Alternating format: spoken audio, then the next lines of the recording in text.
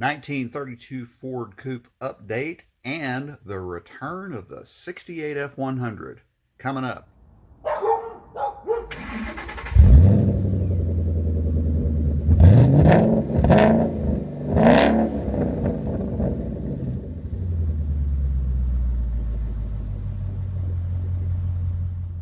Good morning and happy Labor Day.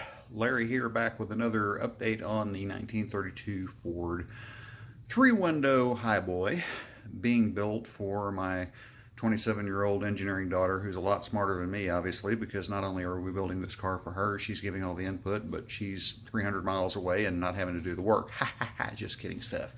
Anyway, just wanted to give you a quick update on where we left off the last video. Last video we had talked about I had gotten the steering linkage hooked up, and everything is good there. It's still a little bit loose. I haven't tightened anything up, but I've got it all mocked up, ready to go.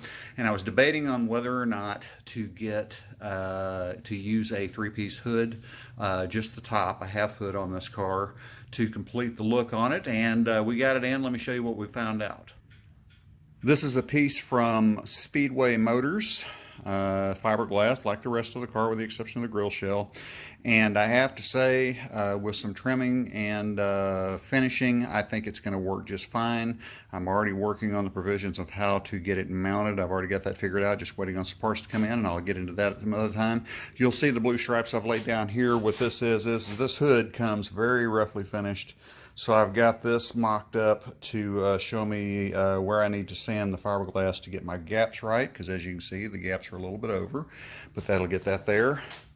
Also up here, it's a little bit out of whack here, but the gap in the center is fine, so I can sand that up, make that look really, really nice. I really like the look. I also like the way the headers come out the side of it, so that is very, very cool, and I'm happy about that. One other thing I have done on this car is something very important and very time consuming. Is right here you'll see this rod going to the steering column down to, if I can get a good shot, down to the C4 transmission. This is the column steering linkage. Again, tolerances are very, very close, but everything does clear. I've triple checked everything. It is at right height, so we're good to go there. And let me show you what we've got here. Okay, here we are inside the car. You can see here that I've got the steering column there hooked up. I'm going through the gear, reverse, neutral, drive, second, and first. And of course down here, you can see that is good to go as well. So with the exception of wiring, which will come later, the steering column is good to go. Now what I've got coming now is I've got some seals coming, one of which is the brake pedal seal to seal up this hole here.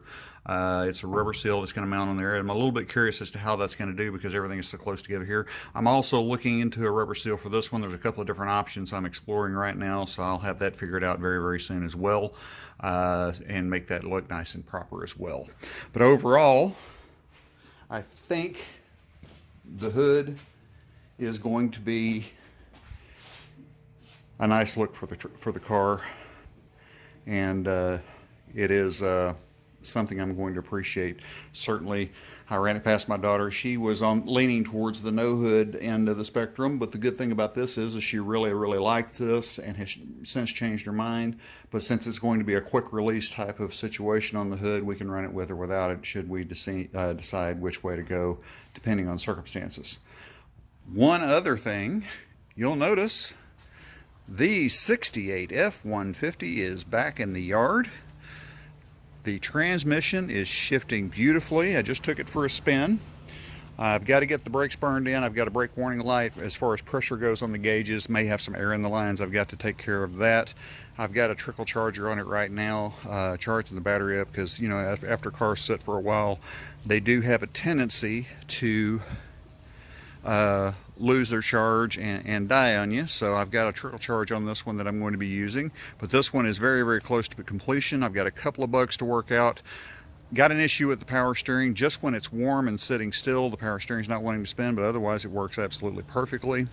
That brake light issue, as I noted, which may be taken care of with a simple bleeding of the brakes, and a couple of other very, very minor electrical issues to work out. But as you can see, this one is getting really close to completion. The main issue, which was the transmission not shifting, couldn't get the Bowman Electronics transmission controller to talk to the 4R70, which is in this car.